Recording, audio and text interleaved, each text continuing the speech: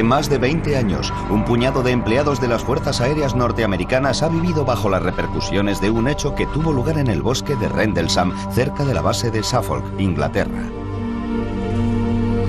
Ellos aseguran que en 1980, durante 2 noches, experimentaron un encuentro muy cercano con un objeto no identificado.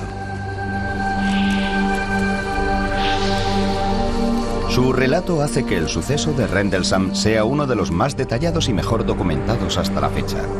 Estos testigos también afirman que el gobierno abrió una investigación y después intentó taparla. Este suceso tiene espeluznantes similitudes con un avistamiento producido casi 33 años antes, cuando una supuesta nave extraterrestre se estrelló cerca de una base militar de Roswell, Nuevo México. Ambos relatos están avalados por testimonios oculares de respetados oficiales, investigaciones del gobierno y documentos y pruebas clasificadas. Fue como el Santo Grial. Desde luego es el caso de ovnis más famoso de Gran Bretaña. No cabe ninguna duda. Es el Roswell británico.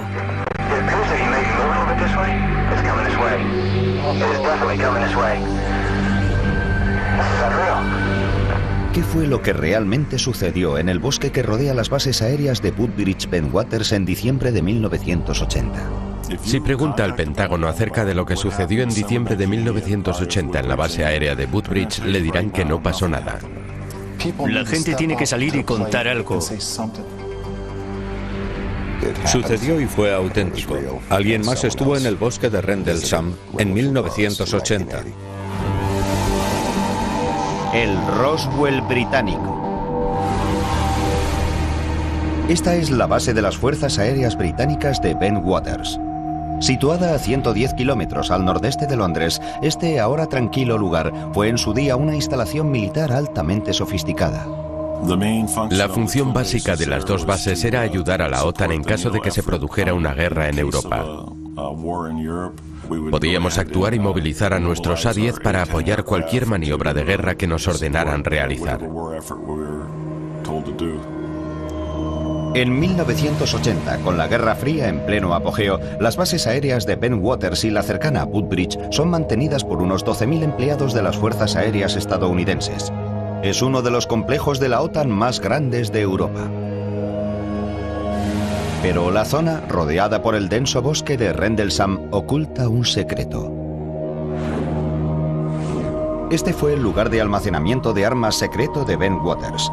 Lo que se custodiaba aquí es oficialmente confidencial, pero tanto los investigadores como los observadores coinciden en que bajo estos búnkeres de hormigón se guardaba un arsenal nuclear. Aquellos búnkeres subterráneos de alta seguridad, con capas alternativas de acero, hormigón, tierra, acero, hormigón y tierra, contenían cerca de 300.000 kilotones de potencia nuclear. Los aviadores norteamericanos que trabajan en esta base están altamente cualificados. Están entrenados para enfrentarse a situaciones de vida o muerte con serenidad.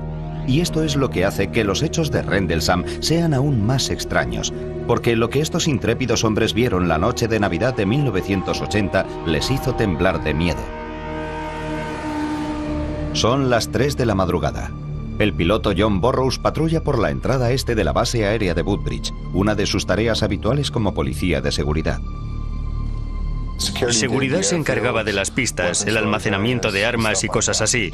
Controlábamos la entrada a la base. Este joven de 20 años de edad lleva casi 2 en las Fuerzas Aéreas y ha estado destinado en Bentwaters durante casi año y medio. Hoy apenas hay mucho más que contemplar que las estrellas en el cielo. Hacía bastante frío. La noche estaba muy despejada, apenas había nubes, pero sí había un poco de niebla. Mientras camina, Bud, su superior, se acerca en un vehículo. Me siguió un trecho y me dijo que diéramos una vuelta. Los hombres se dirigen hacia el bosque de Rendlesham. De pronto, el sargento Stephens observa una extraña luz entre los árboles, lejos de la carretera. Y dijo, vaya, ¿es eso normal? Yo miré hacia afuera y había un resplandor muy curioso en el bosque. Le dije, no, eso no es normal. Burroughs no las tiene todas consigo. Teníamos una sensación de peligro, de que algo no iba bien. Había diferentes luces de colores que parpadeaban intermitentemente. Alarmados, los hombres regresan apresuradamente a la base para llamar a la sala de control desde un teléfono seguro. No quieren transmitir esta información por sus emisoras de radio. Ante la insistencia de Burrows, la llamada es trasladada al control central de seguridad de la base.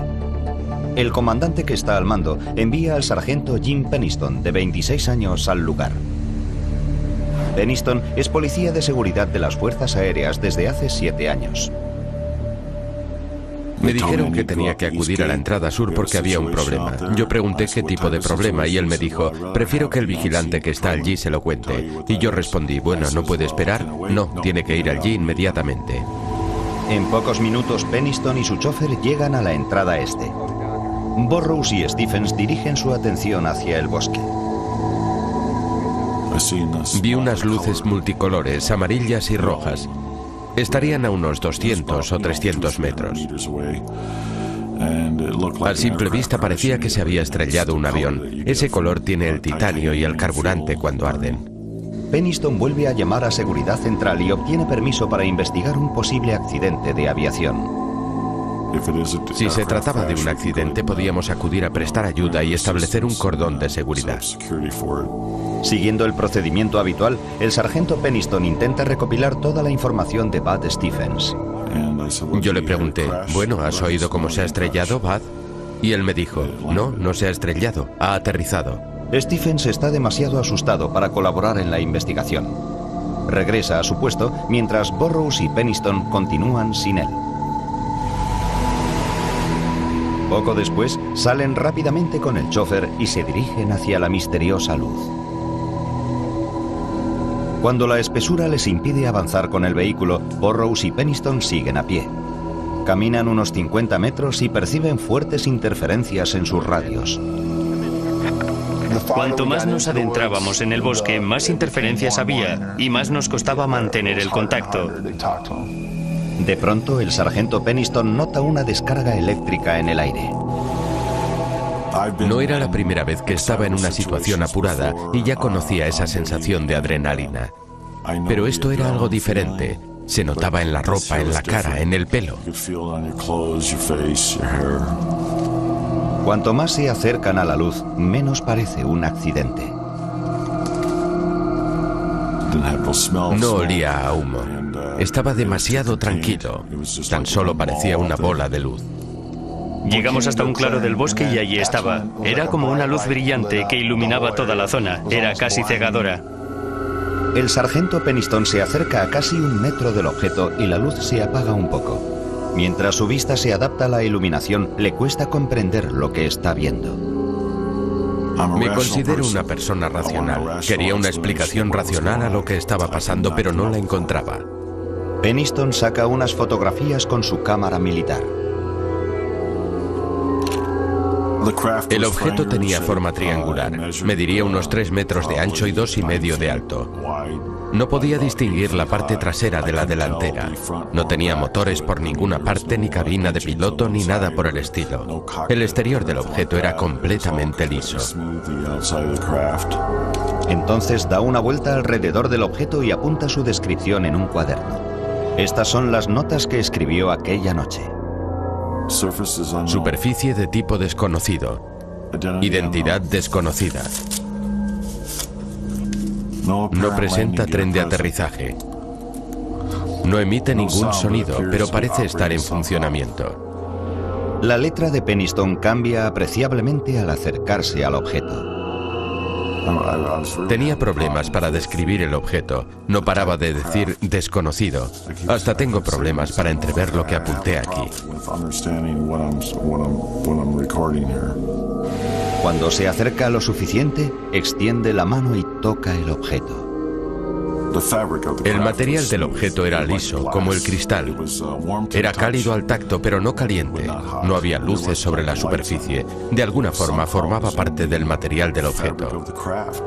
En la parte frontal del objeto, Penniston observa unos extraños símbolos. También los copia en su cuaderno. Eran como unas marcas. No eran números ni escritura. Habría unos cuantos, tal vez 6 símbolos que medían 1 metro de anchura. Yo no había sido entrenado para aquella experiencia. De pronto, el objeto emite una luz cegadora. Los hombres se ponen a cubierto.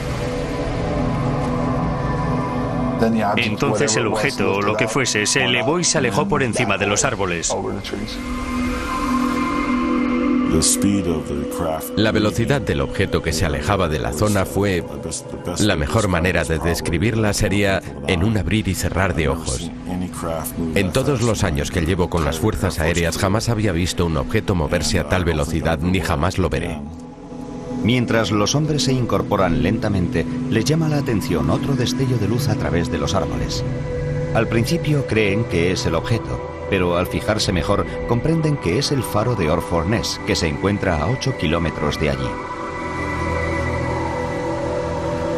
Burrows y Penniston comprueban sus radios. Vuelven a funcionar. Son las 5 de la madrugada. Han pasado unas 2 horas desde que vieron por primera vez las misteriosas luces del bosque. Contactan con Seguridad Central y su comandante les ordena que se reúnan con un equipo de seguridad en la entrada este. Estábamos como, ¿y ahora qué decimos? No podíamos explicar lo que habíamos visto. Un poco más tarde, aquella misma mañana, los hombres son llevados a prestar declaración. Penniston se muestra reacio a dar a conocer todo lo que ha presenciado. Dar detalles de lo que nos había pasado no habría sido bueno para nuestra carrera profesional. Fui al despacho del comandante junto a Burrows y dimos un informe más o menos aséptico de lo que nos había sucedido aquella noche. Después del informe, Penniston asegura que el comandante les dio una velada advertencia. Caballeros, dijo, el proyecto Blue Book finalizó en 1969. A veces es mejor dejar en paz ciertas cosas. Proyecto Blue Book era el nombre en clave de una polémica unidad de investigación sobre ovnis de las Fuerzas Aéreas de los Estados Unidos.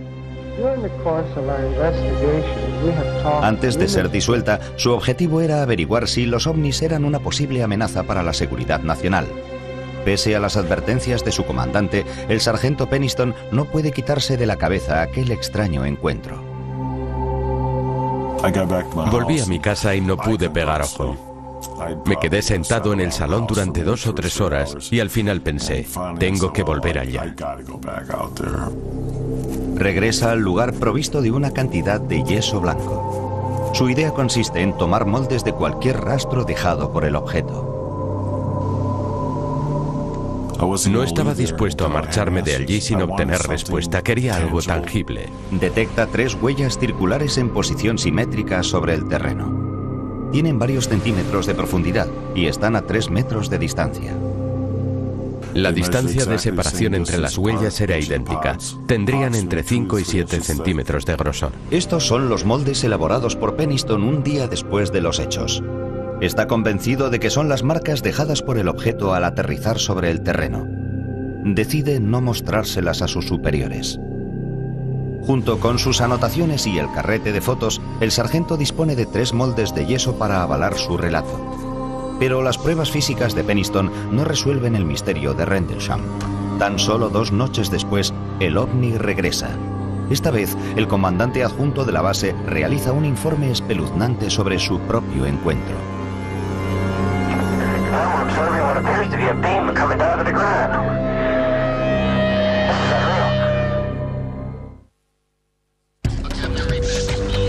Finales de diciembre de 1980.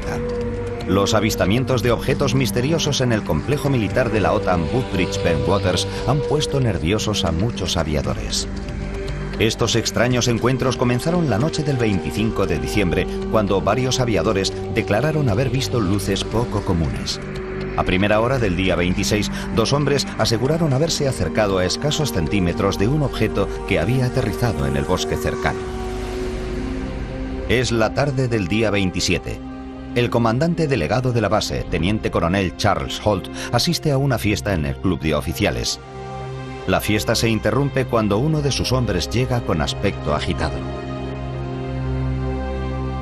Llegó y estaba pálido como un cadáver.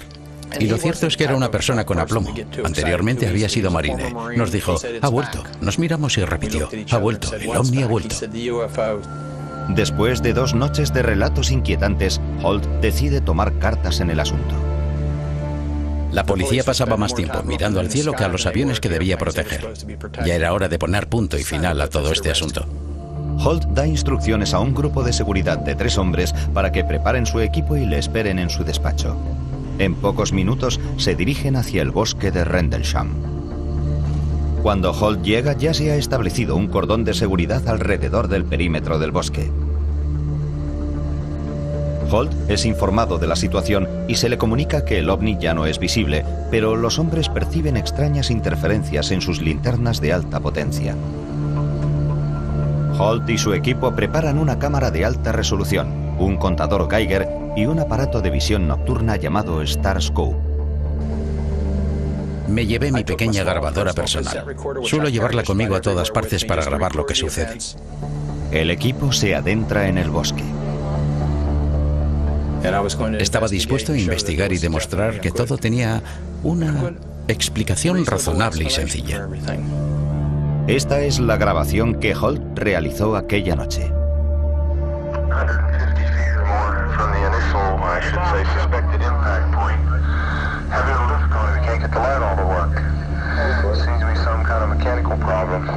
Aparte de los problemas con las linternas, el equipo de Holt se tropieza con el mismo tipo de interferencias de radio percibidas por Burroughs y Penniston la noche anterior.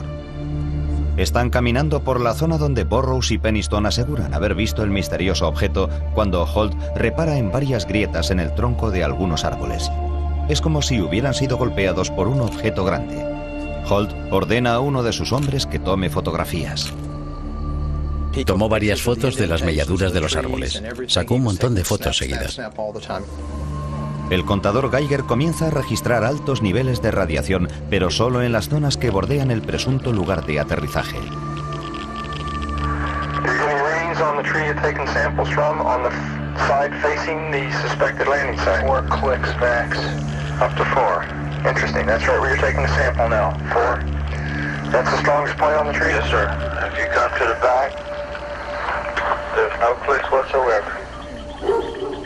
De pronto, unos sonidos hacen vibrar el bosque.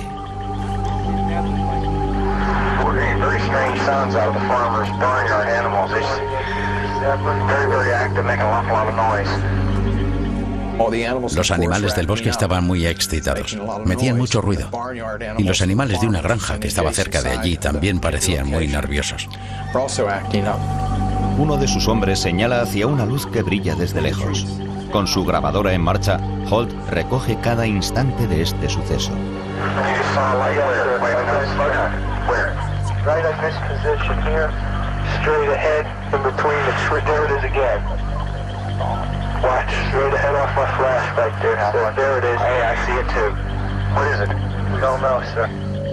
Vimos un objeto rojo y brillante. Parecía un ojo, sería la mejor descripción.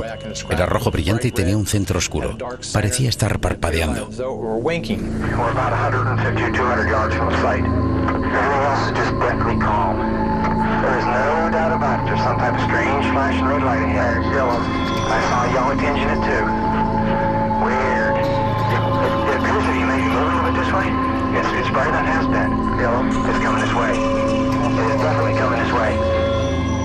Se movía entre los árboles horizontalmente, pero también verticalmente. En otras palabras, se movía en zigzag entre los árboles y goteaba. Yo lo definiría como metal fundido. Holt y sus hombres persiguen el objeto hasta una campa cercana. Conforme nos acercábamos, se alejaba. Se alejó de nosotros hacia la puerta del granjero y permaneció allí unos 20 o 30 segundos. Tal vez un poco más.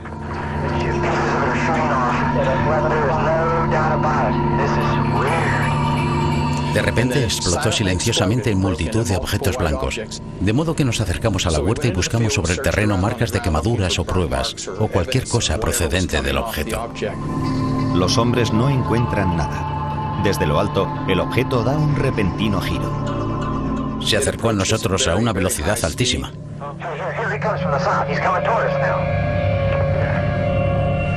Se detuvo sobre nuestras cabezas y nos envió un rayo. Yo lo definiría como un rayo láser.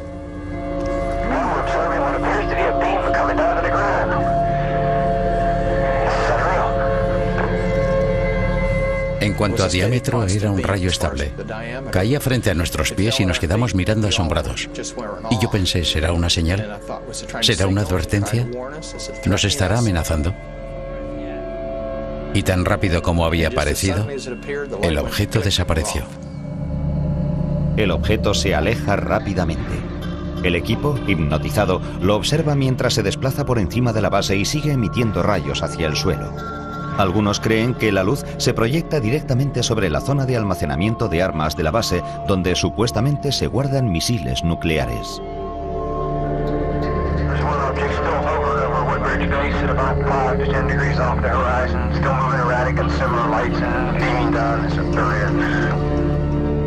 En este momento, la cinta de la grabadora se acaba. El objeto sigue volando en la distancia, pero Holt y su equipo no saben qué hacer. No existe un protocolo para lo que acaban de presenciar. Desconcertados y cansados, los hombres regresan a la base. El aviador John Burroughs, que había visto el ovni 2 noches antes, llega al lugar junto con el sargento Adrián Bustinza. A Burroughs le preocupa el comportamiento de los hombres que regresan del bosque. Se sentían extraños, no lo sabría decir. Estaban alterados. Tras una breve conversación, Burroughs descubre una luz azulada que brilla en la misma zona que Halt acaba de examinar. El aviador está decidido a seguir investigando. Empecé a insistirle, vamos, coronel, déjeme salir a ver, quiero ver lo que es. Al final me dio autorización y Bustinza y yo fuimos allá a observar con más detenimiento. Los hombres avanzan hacia el extraño resplandor azul. Sube la adrenalina y Burroughs empieza a correr. Al acercarme a lo que quiera que fuese, de repente desapareció. El terreno queda en penumbra. Los aviadores están asustados y confusos. Sencillamente desapareció. Yo me quedé en medio del campo, no había nada. Burroughs se dirige a Bustinza con incredulidad. Me dice, ¿qué le ha pasado? Y yo, no sé de qué me habla. Y usted estaba como envuelto en la luz. Era como si usted estuviera ahí de pie. De repente queda envuelto en la luz y desaparece. Burroughs y Bustinza regresan a la base. El segundo encuentro de Burroughs con la extraña luz le deja sumido en un mar de dudas. Lo que no saben es que se ha puesto en marcha una investigación secreta de varias agencias del gobierno.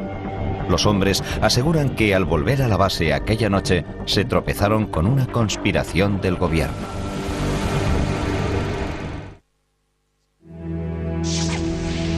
Enero de 1981. En las bases aéreas de Woodbridge-Bentwaters, al este de Inglaterra, se disparan los rumores tras el misterioso avistamiento de ovnis por parte del personal militar norteamericano destacado allí. Muchos de ellos llevaban años de servicio. Eran testigos muy bien entrenados. No es que hubieran aparecido la víspera así como así. La consiguiente investigación militar sigue siendo motivo de polémica hoy en día. Aquellos que aseguraron haber visto el ovni creen que los militares estaban más interesados en controlar el daño que en saber la verdad. Lo que hizo nuestro gobierno a estas personas por mantener la discreción es vergonzoso. Según estos aviadores, pronto se convirtieron en parte involuntaria de una coartada del gobierno. Al principio, la investigación se realiza siguiendo el procedimiento militar habitual. El comandante delegado de la base, Charles Holt, que también fue testigo, comienza a tomar declaración a los hombres que aseguraron haber visto el objeto. No tenía otra opción. No podía pasarlo por alto. Había demasiados testigos y demasiada gente en diferentes lugares. John Burroughs, que vio el ovni las 2 noches, asegura que su entrevista no deja lugar a dudas. Tomó nuestras declaraciones, las miró y dijo, esto es una locura. No hay explicación para lo que ha sucedido. Y en eso quedó. Otros, como el sargento Jim Penniston, dicen que después de su reunión con Holt, comenzó otro largo e inquietante proceso. 2 semanas después de su entrevista inicial, Penniston es convocado para prestar otra declaración. Esta vez, ante un grupo de investigadores de alto nivel, el OIE. El OIE es la Oficina de Investigaciones Especiales, o por decirlo de otra manera, la policía secreta. Están ahí para controlar las fuerzas aéreas norteamericanas. Pueden entrar en el despacho de un general e incluso arrestarlo. Tanto es el poder que tienen. Cuando Peniston entra en la sala, el ambiente es hostil. Comienza a declarar y muestra a los investigadores los bocetos y anotaciones de su encuentro. Según Peniston, el resto de la entrevista fue turbio. Al día de hoy, le cuesta recordar con exactitud las tácticas que utilizó el OIE para sacarle la información. Tomaron medidas extraordinarias para asegurarse de que estaba diciendo la verdad. Me pusieron pentotal sódico. Estoy seguro de que se lo permití.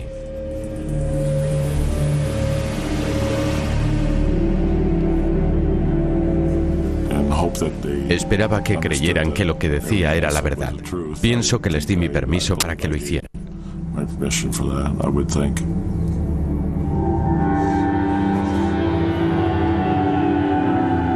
Para Peniston, la investigación militar emprende un giro más siniestro cuando convocan a más hombres para ser interrogados. Poco después de los hechos, el sargento Adrián Bustinza, que había acompañado a John Burroughs al campo, es conducido a una habitación en el sótano de la base para ser interrogado. Incluso hoy, Bustinza se niega a hablar públicamente sobre los sucesos de aquella noche.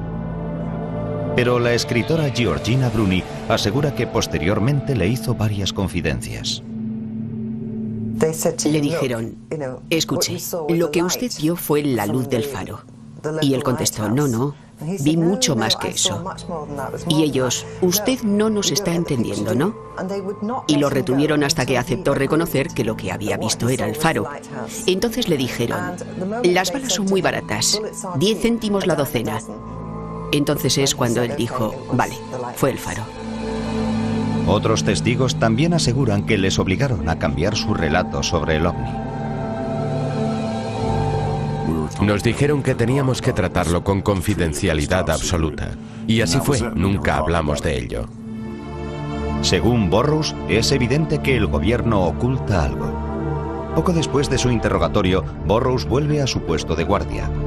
Mientras realiza sus rondas, comprueba que en el bosque hay una actividad frenética. De Woodbridge salían vehículos hacia el bosque. Había helicópteros sobrevolando la zona. Algo estaba pasando allí. Lo que era exactamente no lo sé. El comandante delegado de la base, Charles Holt, también está al tanto de las actividades ocultas de la base. Me enteré por algunas personas que al día siguiente había llegado un avión lleno de gente y que se habían dedicado a investigar a fondo. Peniston y Holt aseguran que tomaron fotografías del misterioso objeto, pero cuando las imágenes vuelven del laboratorio, están veladas. La mayoría de las fotos estaban veladas. Me pareció muy extraño. Lo que yo creo es que velaron intencionadamente las fotos que hice. Estoy convencido. Incluso el teniente coronel Holt, el testigo de mayor rango, cree que los militares le ocultan algo. A medida que prosigue la investigación, le solicitan que redacte a máquina un informe basado en sus entrevistas con los demás testigos y lo entregue a sus superiores.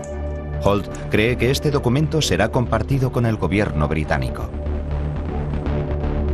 Holt hace lo que le ordenan y entrega un informe bajo el título Luces inexplicables. Escribe: los individuos informaron haber visto un extraño objeto brillante en el bosque.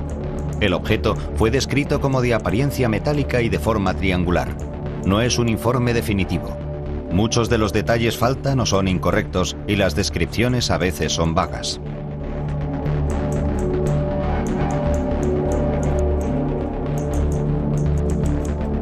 El informe no estaba pensado para uso público. Estaba destinado al Ministerio de Defensa para que se involucraran en una investigación a fondo.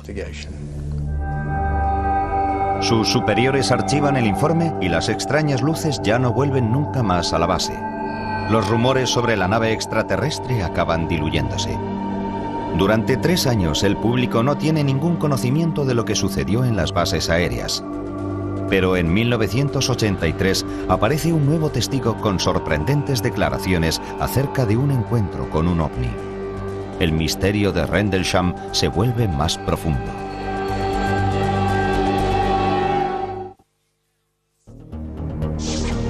...2 de octubre de 1983.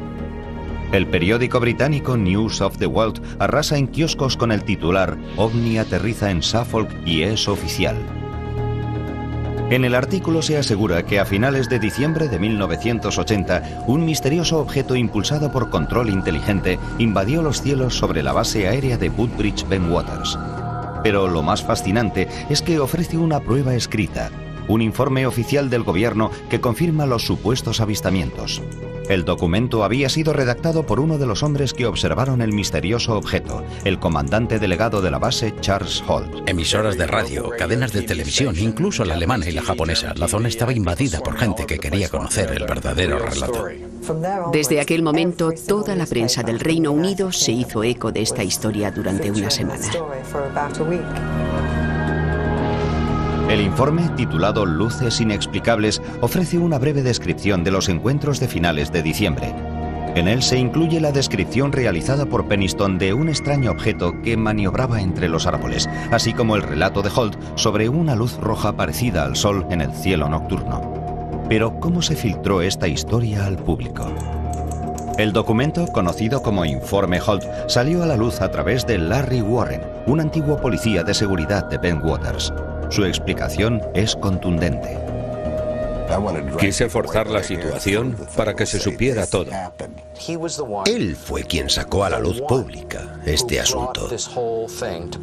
Fue a cuenta de la Ley de Libertad de Prensa que se desclasificó el llamado Informe Holt. Se divulgó esta información concreta. Y en cuanto se conoció aquel papel, ya no hubo forma de pararlo. Warren recibió por igual elogios y críticas por su franqueza. La historia que cuenta empieza como otras, pero el final es bastante más extraño. A finales de 1980, Warren era un policía de seguridad de 19 años destinado en Bentwaters.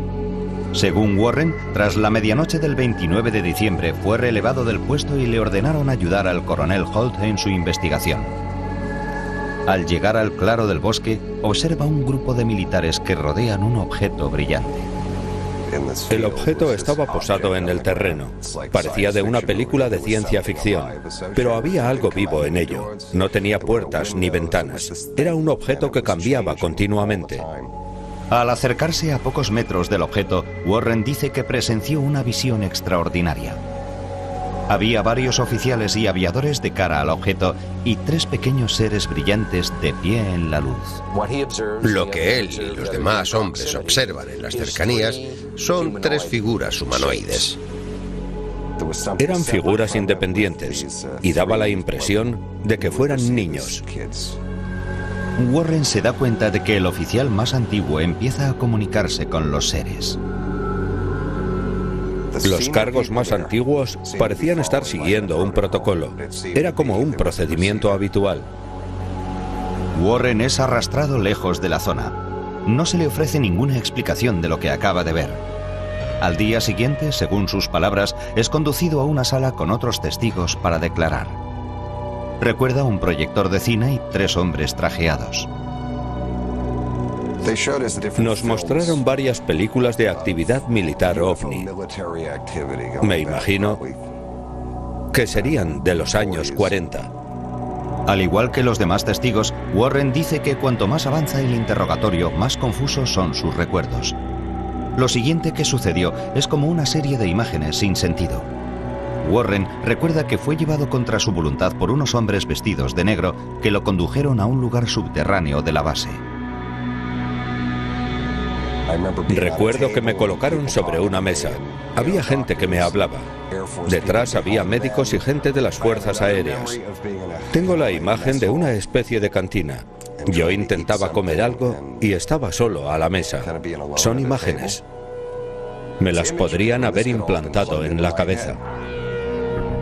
Warren dice no saber si sus recuerdos son verdaderos o si aquellas imágenes le fueron implantadas por investigadores militares para confundirlo y distraerle de lo que realmente sucedió. Tras conocerse los sucesos de Rendlesham, las acusaciones de Warren ponen furiosos a otros testigos. Estos aviadores y oficiales exigen saber la verdad, pero el relato de Warren tiene muy poca coherencia. Todo esto nos sentó mal. Son unos hechos que realmente sucedieron, pero lo que él describió no se ajustaba a la realidad. Divulgar este tipo de detalles extremos era injusto respecto a la gente que estaba involucrada. Parte de estos hechos sí se corresponden con el relato de otros testigos presenciales. Warren, al igual que Charles Holt y Jim Pennington, recuerda haber visto un objeto reluciente en un claro del bosque de Rendlesham después de las Navidades de 1980. Pero Larry Warren es el único aviador que asegura haber visto formas de vida alienígenas. Otro problema que presenta la versión de Warren es que nadie recuerda haberle visto en el bosque la noche en cuestión. Nadie recuerda que estuviera allí aquella noche, ninguno. He hablado con todos los que tomaron parte, incluso los que se mantuvieron al margen, y nadie recuerda haber visto a Warren en ningún lugar, salvo en la base, entrenando. Warren se mantiene firme en sus convicciones. Jamás me ha importado mi papel en todo esto. Nunca he representado intencionadamente nada, ni he mentido, ni he intentado obtener algo de forma injusta. Las contradicciones que rodean el caso Rendlesham han sido frustrantes para los investigadores de ovnis. Hay muchos testigos fiables, pilotos entrenados para ser buenos observadores y permanecer tranquilos en situaciones extremas, pero las discrepancias entre sus versiones son demasiado llamativas. En los años siguientes, los investigadores luchan por desentrañar el misterio. En 2002, unos documentos desclasificados del gobierno arrojan nueva luz sobre aquellos misteriosos sucesos del bosque de Rendlesham.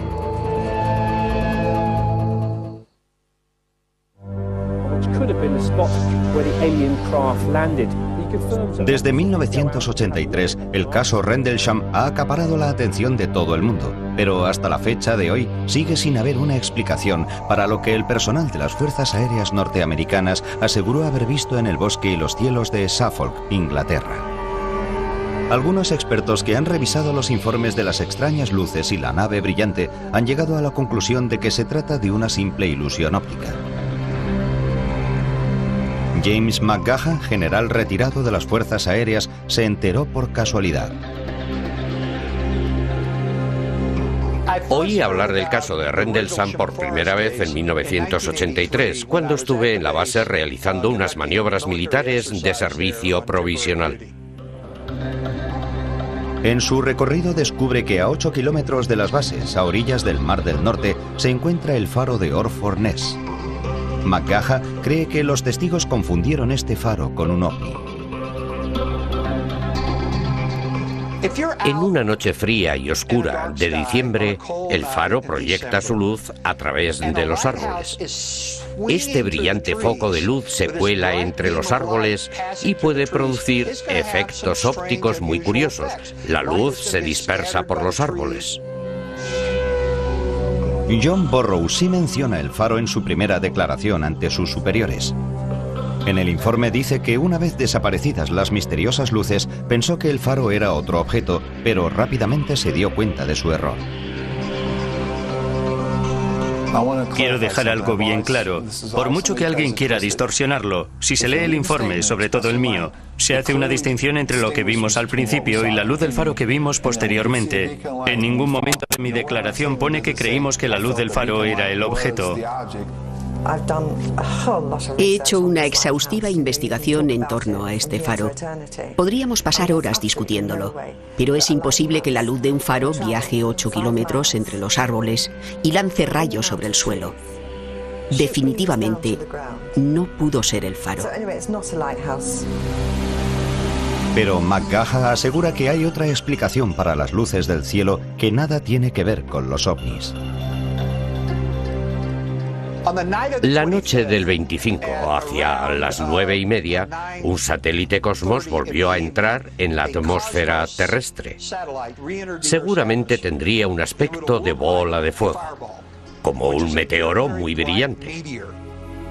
Durante casi 20 años, escépticos y creyentes han seguido buscando respuestas.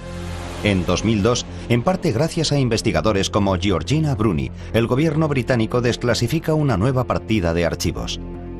Los documentos proporcionan nueva información sobre el caso, pero también suscitan nuevos interrogantes. Una cosa sí queda clara. El gobierno británico investigó los misteriosos avistamientos en 1981. Este hecho parece demostrar que los investigadores militares no creían que los avistamientos fueran provocados por un faro o un satélite. Pero los archivos también revelan los puntos débiles de la investigación. Descubrimos que parte de las instalaciones de radar eran defectuosas. Las cámaras no funcionaron la noche en cuestión o tuvieron un problema y no había película. Entonces los investigadores basaron sus pesquisas en el informe escrito original del teniente coronel Charles Holt. En su documento declara que el primer suceso ocurrió el 27 de diciembre, pero en realidad los avistamientos empezaron el 25 de diciembre. El error de Holt ha provocado que los investigadores examinaran las noches equivocadas durante 20 años. Para Nick Pope, oficial del Ministerio de Defensa, es una revelación frustrante. Posiblemente se trataba del suceso ovni más importante que había tenido lugar jamás en suelo británico. Pero no solo las fechas estaban mal, se había perdido un tiempo precioso. Por otra parte, se han apartado muchos de los archivos desclasificados en 2002. Los investigadores confían en que los gobiernos británico y estadounidense faciliten más información, incluyendo las fotografías sacadas por el personal de las Fuerzas Aéreas la noche de los avistamientos. Estas son las únicas imágenes que quedan de la investigación. Muestran a las autoridades examinando el supuesto lugar de aterrizaje, pero no hay rastro de objetos extraños. La postura oficial de las Fuerzas Aéreas norteamericanas es que los sucesos no suponen una amenaza para la seguridad nacional. Para muchos, esta afirmación no es cierta. En la base se guardaban armas nucleares. Los informes de naves no identificadas tendrían que haber despertado la alarma entre los militares. Hubo algunos objetos que sobrevolaron la zona de almacenamiento de armas y proyectaron luces sobre el terreno. ¿Eso no es importante para defensa? Los escépticos se hacen la misma pregunta, pero en sus mentes retumba la respuesta de los militares. Los ovnis no visitaron el bosque de Rendlesham. Esto sucedió durante la Guerra Fría. Hay que comprender que la seguridad en las bases era bastante estricta. Cualquier cosa que pudiera suceder cerca de la línea de vuelo, donde se mantenían aeronaves de enorme valor táctico y económico, o en zonas de almacenamiento de armas, habría desencadenado una reacción inmediata en toda la base. Todo el mundo se habría levantado para responder a algo así, y desde luego eso no sucedió. Incluso Charles Holt, el comandante delegado, se siente frustrado en su búsqueda de respuestas. Sigo insistiéndole al jefe de escuadrón Morland, el oficial de enlace británico, para que me dé una respuesta. ¿Es que a nadie le interesa? Tengo la sensación de que es un asunto que han dejado abandonado, sin que nadie se haga cargo de ello. A pesar de que ellos siguen presionando al gobierno para que facilite más información, algunos investigadores creen que los archivos que faltan y los primeros errores cometidos en la investigación militar pueden hacer que el misterio de Rendlesham permanezca sin resolver. Esto es así en cualquier investigación. Si no se aprovechan las primeras 24 horas para recabar toda la información, las posibilidades de éxito se reducen rápidamente. El problema del incidente de Rendlesham es que se produjo durante el periodo navideño. Buena parte del personal de la base estaba de vacaciones. Creo que hubo un vacío en la toma de decisión.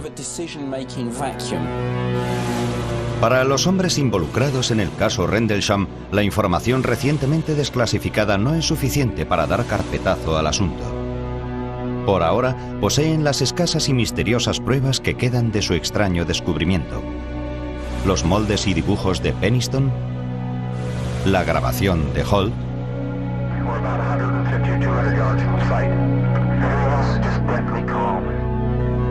Jim Penniston, Larry Warren y John Burroughs siguen preguntándose por qué el gobierno oculta la verdad. Hay una cadena de mando, hay una cadena de custodia, se guarda registro de todo, y en este caso han hecho como si todo se hubiera volatilizado. Creo que técnicamente nosotros también somos parte de la tapadera, seguramente porque dimos un informe inicial muy aséptico. Como solía decir John Lennon, una conspiración de silencio habla más alto que las palabras. Y eso es un hecho, y mientras pueda, seguiré insistiendo a la gente y seguiré gritando a los cuatro vientos. Esto es lo que ocurrió. Juzguen por ustedes mismos. En Norteamérica todo el mundo ha oído hablar de Roswell. Aquí solo los investigadores conocen el caso Rendlesham, pero a mí me parece que este caso es mucho más importante que el de Roswell. Podría ser el suceso ovni más grande de todos los tiempos. Merece un lugar destacado, merece ser conocido por el público.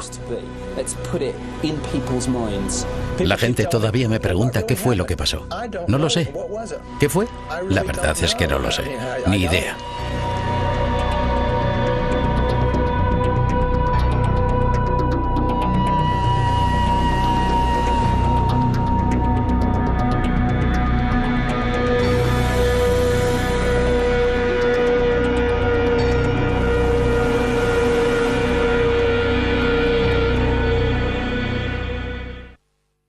dirigidas por unos 12.000 empleados de las fuerzas aéreas estadounidenses. Es uno de los complejos de la OTAN más grandes de Europa. Pero la zona, rodeada por el denso bosque de Rendlesham, oculta un secreto.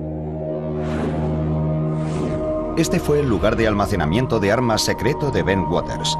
Lo que se custodiaba aquí es oficialmente confidencial, pero tanto los investigadores como los observadores coinciden en que bajo estos búnkeres de hormigón se guardaba un arsenal nuclear. Aquellos búnkeres subterráneos de alta seguridad, con capas alternativas de acero, hormigón, tierra, acero, hormigón y tierra, contenían cerca de 300.000 kilotones de potencia nuclear. Los aviadores norteamericanos que trabajan en esta base están altamente cualificados. Están entrenados para enfrentarse a situaciones de vida o muerte con serenidad. Y esto es lo que hace que los hechos de Rendlesham sean aún más extraños, porque lo que estos intrépidos hombres vieron la noche de Navidad de 1980 les hizo temblar de miedo. Son las 3 de la madrugada. El piloto John Burroughs patrulla por la entrada este de la base aérea de Woodbridge, una de sus tareas habituales como policía de seguridad. Seguridad se encargaba de las pistas, el almacenamiento de armas y cosas así. Controlábamos la entrada a la base. Este joven de 20 años de edad lleva casi 2 en las fuerzas aéreas y ha estado destinado en Ben Waters durante casi año y medio. Hoy apenas hay mucho más que contemplar que las estrellas en el cielo. Hacía bastante frío. La noche estaba muy despejada, apenas había nubes, pero sí había un poco de niebla. Mientras camina, Bud, su superior, se acerca en un vehículo. Me siguió un trecho y me dijo que diéramos una vuelta. Los hombres se dirigen hacia el bosque de Rendlesham. De pronto, el sargento Stephens observa una extraña luz entre los árboles, lejos de la carretera. Y dijo, vaya, ¿es eso normal? Yo miré hacia afuera y había un resplandor muy curioso en el bosque. Le dije, no, eso no es normal. Burroughs no las tiene todas consigo. Teníamos una sensación de peligro, de que algo no iba bien. Había diferentes luces de colores que parpadeaban intermitentemente. Alarmados, los hombres regresan apresuradamente a la base para llamar a la sala de control desde un teléfono seguro. No quieren transmitir esta información por sus emisoras de radio. Ante la insistencia de Burroughs, la llamada es trasladada al control central de seguridad de la base. El comandante que está al mando envía al sargento Jim Peniston, de 26, que se encuentra a 8 kilómetros de allí. Burroughs y Peniston comprueban sus radios. Vuelven a funcionar. Son las 5 de la madrugada. Han pasado unas 2 horas desde que vieron por primera vez las misteriosas luces del bosque. Contactan con Seguridad Central y su comandante les ordena que se reúnan con un equipo de seguridad en la entrada este. Estábamos como, ¿y ahora qué decimos? No podíamos explicar lo que habíamos visto. Un poco más tarde, aquella misma mañana, los hombres son llevados a prestar declaración. Peniston se muestra reacio a dar a conocer todo lo que ha presenciado. Dar detalles de lo que nos había pasado no habría sido bueno para nuestra carrera profesional. Fui al despacho del comandante junto a Burroughs y dimos un informe más o menos aséptico de lo que nos había sucedido aquella noche. Después del informe, Peniston asegura que el comandante les dio una velada advertencia. Caballeros, dijo, el proyecto Blue Book finalizó en 1969. A veces es mejor dejar en paz ciertas cosas. Proyecto Blue Book era el nombre en clave de una polémica unidad de investigación sobre ovnis de las Fuerzas Aéreas de los Estados Unidos. Antes de ser disuelta, su objetivo era averiguar si los ovnis eran una posible amenaza para la seguridad nacional. Pese a las advertencias de su comandante, el sargento Peniston no puede quitarse de la cabeza aquel extraño encuentro. Volví a mi casa y no pude pegar ojo. Me quedé sentado en el salón durante 2 o 3 horas y al final pensé, tengo que volver allá. Regresa al lugar provisto de una cantidad de yeso blanco. Su idea consiste en tomar moldes de cualquier rastro dejado por el objeto. No estaba dispuesto a marcharme de allí sin obtener respuesta. Quería algo tangible. Detecta 3 huellas circulares en posición simétrica sobre el terreno. Tienen varios centímetros de profundidad y están a 3 metros de distancia. La distancia de separación entre las huellas era idéntica. Tendrían entre 5 y 7 centímetros de grosor. Estos son los moldes elaborados por Penniston un día después de los hechos. Está convencido de que son las marcas dejadas por el objeto al aterrizar sobre el terreno. Decide no mostrárselas a sus superiores. Junto con sus anotaciones y el carrete de fotos, el sargento dispone de 3 moldes de yeso para avalar su relato. Pero las pruebas físicas de Penniston no resuelven el misterio de Rendlesham, tan años al lugar. Penniston es policía de seguridad de las Fuerzas Aéreas desde hace 7 años. Me dijeron que tenía que acudir a la entrada sur porque había un problema. Yo pregunté qué tipo de problema y él me dijo, prefiero que el vigilante que está allí se lo cuente. Y yo respondí, bueno, ¿no puede esperar? No, tiene que ir allí inmediatamente. En pocos minutos, Penniston y su chofer llegan a la entrada este. Burroughs y Stephens dirigen su atención hacia el bosque. Vi unas luces multicolores, amarillas y rojas. Estarían a unos 200 o 300 metros. A simple vista parecía que se había estrellado un avión. Ese color tiene el titanio y el carburante cuando arden. Penniston vuelve a llamar a Seguridad Central y obtiene permiso para investigar un posible accidente de aviación. Si se trataba de un accidente, podíamos acudir a prestar ayuda y establecer un cordón de seguridad. Siguiendo el procedimiento habitual, el sargento Penniston intenta recopilar toda la información de Bud Stephens. Yo le pregunté, bueno, ¿has oído cómo se ha estrellado, Bud? Y él me dijo, no, no se ha estrellado, ha aterrizado. Stephens está demasiado asustado para colaborar en la investigación. Regresa a su puesto mientras Burroughs y Penniston continúan sin él. Poco después, salen rápidamente con el chofer y se dirigen hacia la misteriosa luz. Cuando la espesura les impide avanzar con el vehículo, Burroughs y Penniston siguen a pie. Caminan unos 50 metros y perciben fuertes interferencias en sus radios. Cuanto más nos adentrábamos en el bosque, más interferencias había y más nos costaba mantener el contacto. De pronto, el sargento Penniston nota una descarga eléctrica en el aire. No era la primera vez que estaba en una situación apurada y ya conocía esa sensación de adrenalina. Pero esto era algo diferente. Se notaba en la ropa, en la cara, en el pelo. Cuanto más se acercan a la luz, menos parece un accidente. No olía a humo. Estaba demasiado tranquilo. Tan solo parecía una bola de luz. Llegamos hasta un claro del bosque y allí estaba. Era como una luz brillante que iluminaba toda la zona. Era casi cegadora. El sargento Penniston se acerca a casi 1 metro del objeto y la luz se apaga un poco. Mientras su vista se adapta a la iluminación, le cuesta comprender lo que está viendo. Me considero una persona racional. Quería una explicación racional a lo que estaba pasando, pero no la encontraba. Penniston saca unas fotografías con su cámara militar. El objeto tenía forma triangular. Mediría unos 3 metros de ancho y 2,5 de alto. No podía distinguir la parte trasera de la delantera. No tenía motores por ninguna parte, ni cabina de piloto, ni nada por el estilo. El exterior del objeto era completamente liso. Entonces da una vuelta alrededor del objeto y apunta su descripción en un cuaderno. Estas son las notas que escribió aquella noche. Superficie de tipo desconocido. Identidad desconocida. No presenta tren de aterrizaje.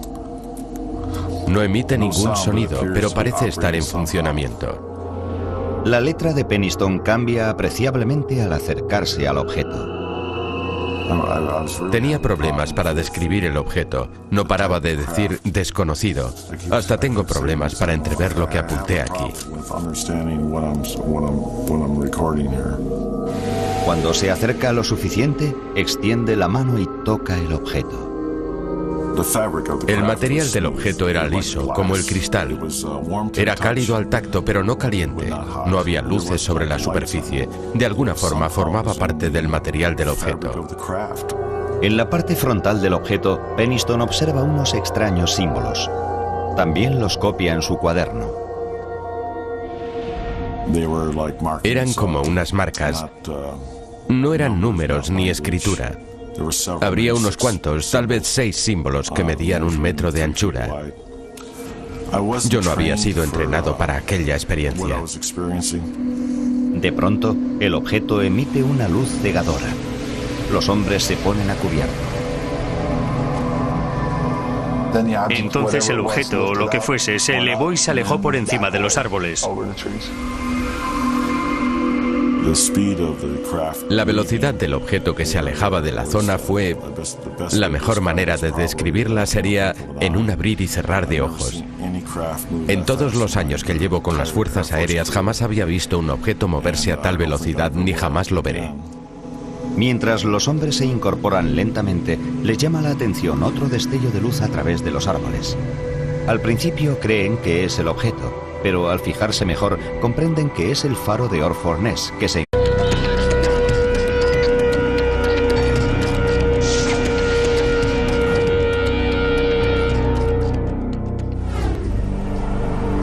Durante más de 20 años, un puñado de empleados de las Fuerzas Aéreas norteamericanas ha vivido bajo las repercusiones de un hecho que tuvo lugar en el bosque de Rendlesham, cerca de la base de Suffolk, Inglaterra. Ellos aseguran que en 1980, durante 2 noches, experimentaron un encuentro muy cercano con un objeto no identificado. Su relato hace que el suceso de Rendlesham sea uno de los más detallados y mejor documentados hasta la fecha. Estos testigos también afirman que el gobierno abrió una investigación y después intentó taparla. Este suceso tiene espeluznantes similitudes con un avistamiento producido casi 33 años antes, cuando una supuesta nave extraterrestre se estrelló cerca de una base militar de Roswell, Nuevo México. Ambos relatos están avalados por testimonios oculares de respetados oficiales, investigaciones del gobierno y documentos y pruebas clasificadas. Fue como el Santo Grial. Desde luego es el caso de ovnis más famoso de Gran Bretaña. No cabe ninguna duda. Es el Roswell británico.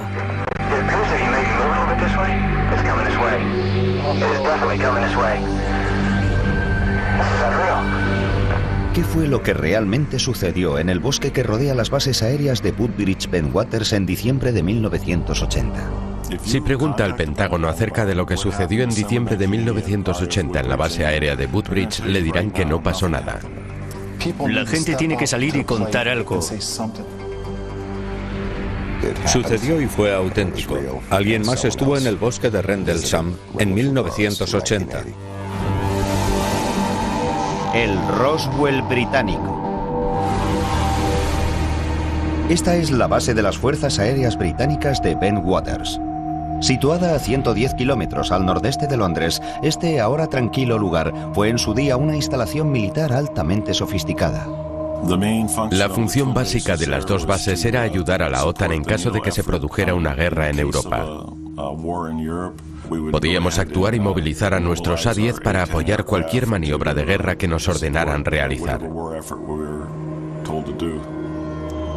En 1980, con la Guerra Fría en pleno apogeo, las bases aéreas de Bentwaters y la cercana Woodbridge son mantenidas para colaborar en la investigación. Regresa a su puesto mientras Burroughs y Penniston continúan sin él. Poco después, salen rápidamente con el chofer y se dirigen hacia la misteriosa luz. Cuando la espesura les impide avanzar con el vehículo, Burroughs y Penniston siguen a pie. Caminan unos 50 metros y perciben fuertes interferencias en sus radios.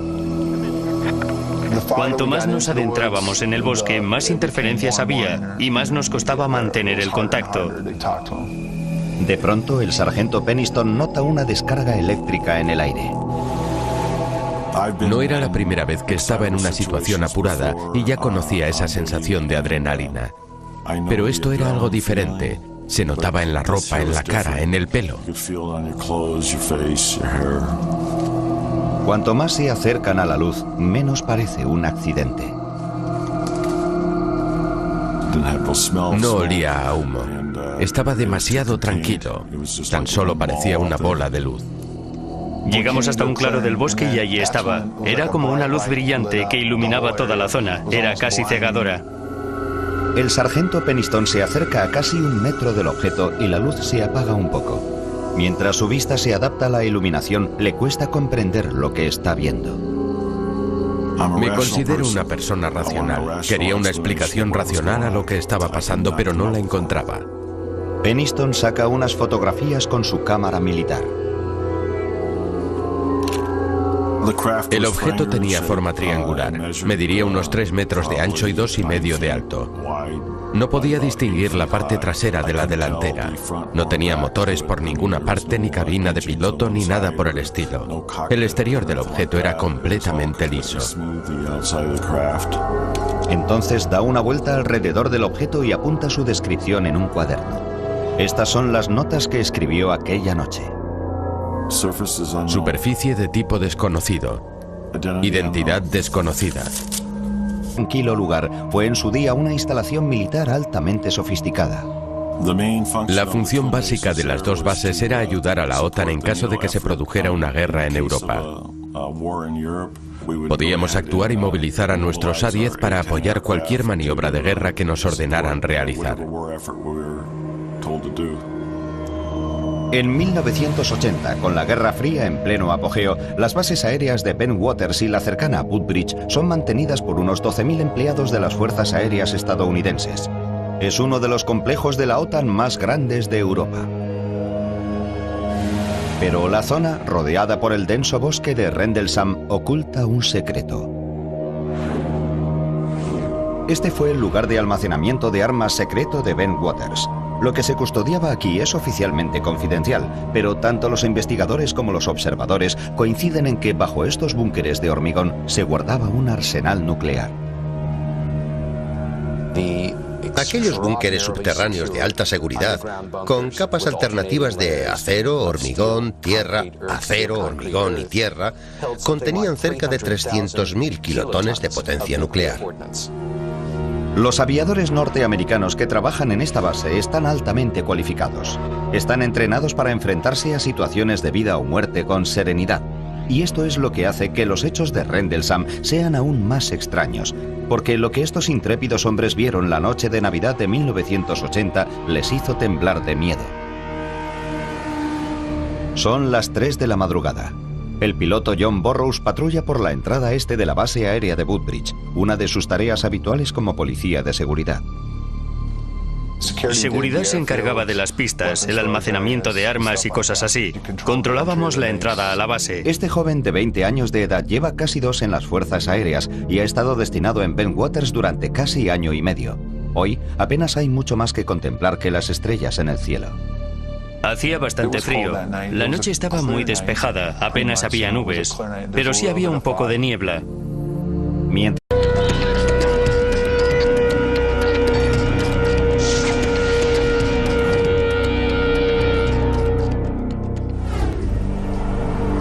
durante más de 20 años, un puñado de empleados de las Fuerzas Aéreas norteamericanas ha vivido bajo las repercusiones de un hecho que tuvo lugar en el bosque de Rendlesham, cerca de la base de Suffolk, Inglaterra.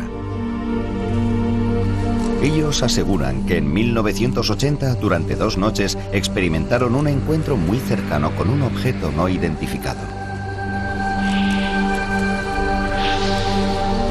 Su relato hace que el suceso de Rendlesham sea uno de los más detallados y mejor documentados hasta la fecha. Estos testigos también afirman que el gobierno abrió una investigación y después intentó taparla. Este suceso tiene espeluznantes similitudes con un avistamiento producido casi 33 años antes, cuando una supuesta nave extraterrestre se estrelló cerca de una base militar de Roswell, Nuevo México. Ambos relatos están avalados por testimonios oculares de respetados oficiales, investigaciones del gobierno y documentos y pruebas clasificadas. Fue como el Santo Grial. Desde luego es el caso de ovnis más famoso de Gran Bretaña. No cabe ninguna duda. Era el Roswell británico.